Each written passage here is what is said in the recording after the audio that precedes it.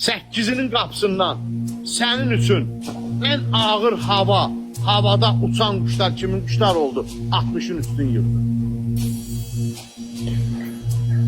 Yani ağır hava ile Əhməd Doratın havasıydı. Ağır demeyeyim, yani ağır neydisən, temperaturu deyirsən?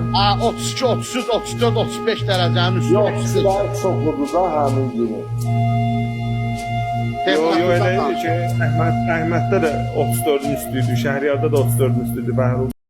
De ki, Rəbbim həm aşkar, həm də gizli törədilən yaramaz əməlləri, hər cür günahı, haqsızcasına zülm etməyi, Allahın haqqında heç bir dəlil nazil etmədiyi bir şeyi ona şərik qoşmağınızı və bilmədiyiniz şeyləri Allahın əleyhinə söyləməyinizi haram buyurmuşdur.